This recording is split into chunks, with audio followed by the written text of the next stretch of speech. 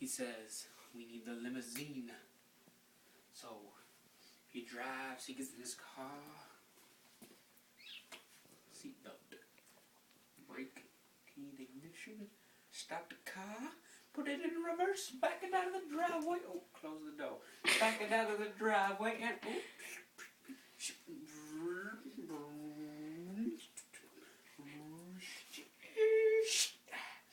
in the pocket, key in the pocket, open the door, step out, close the door, walk inside the limousine place, and there's a line from the counter to the back of the store, to the fourth of the store, and to the back of the store again.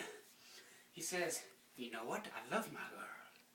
I'm going to get in line. I'm going to wait in line because I want to treat her right. I'm going to treat her like a goddess. He gets into the line, and he waits.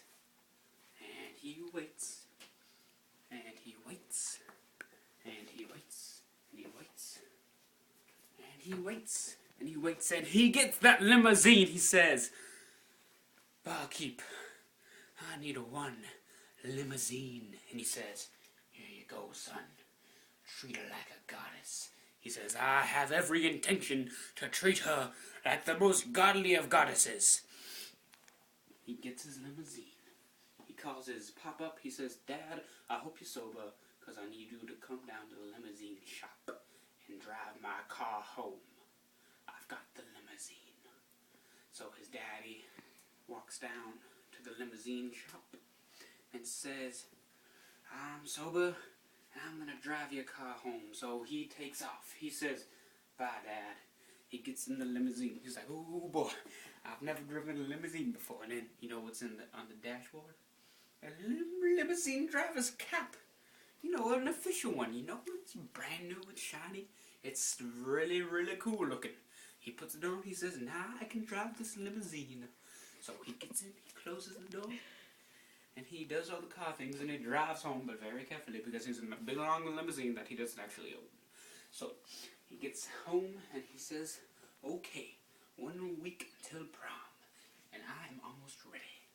So another week passes. Him and his now girlfriend are so madly in love. Him and his friends and his family and even his grandparents, they're all very supportive of him. They say, son, you treat her like a goddess. You make this night one she'll never forget. Make her feel so special and so cared for that she never wants to leave you. She'll say, after your first argument, she'll say, I'm going to forgive you because of how well you treated me on that prom night, senior year, because you treated me like a goddess.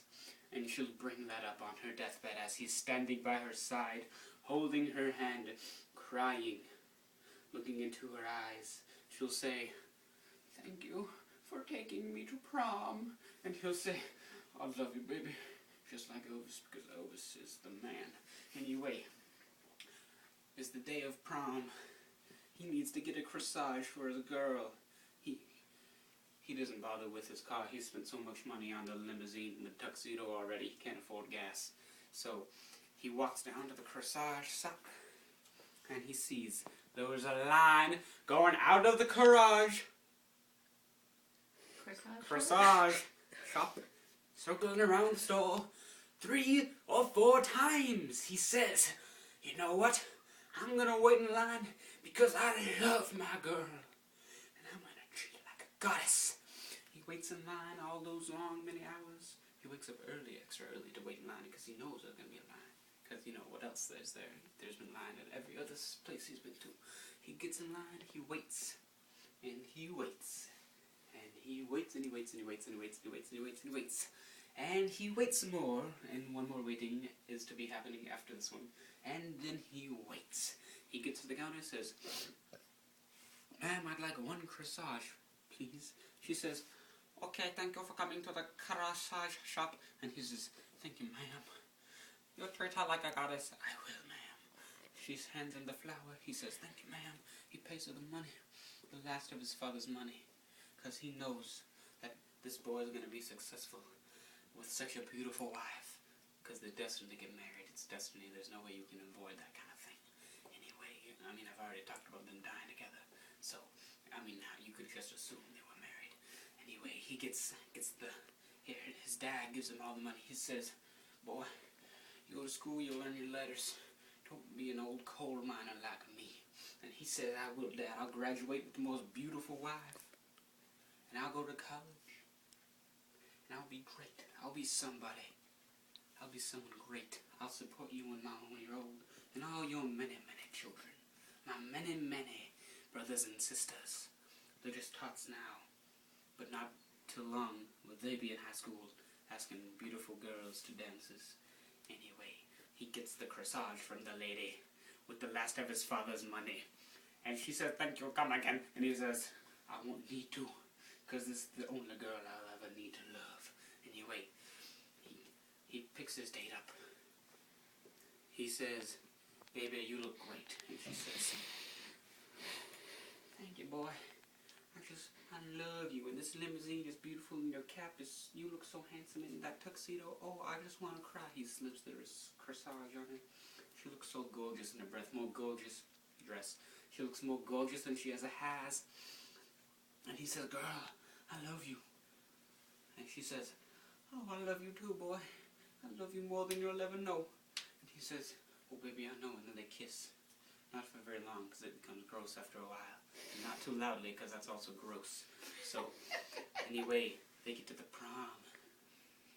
They're dancing, they're having a great time. They see their friends, they say, hey friends, look, I'm here with my beautiful date. You see how gorgeous she is in this dress? They say, you done good, boy.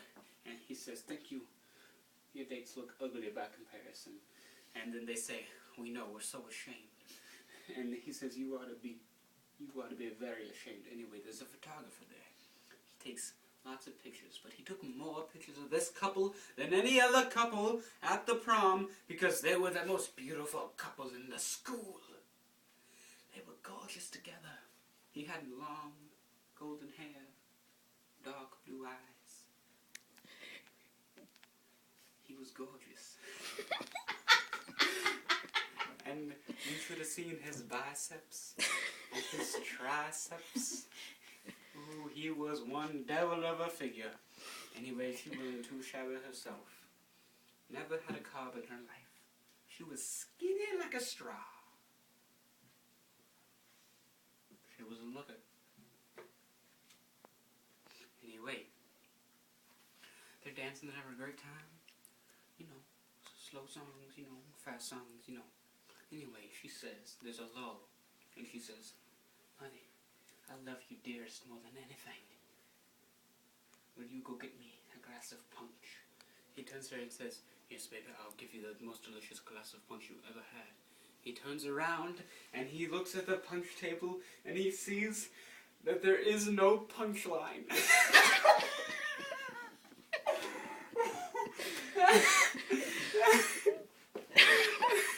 There's no punch line. I get it. There's no punchline at all. There's just no... And it's over. The joke's done. There's no punchline. It's done. Oh my god, it's hilarious. Who told you that? Mitch? The internet. The internet.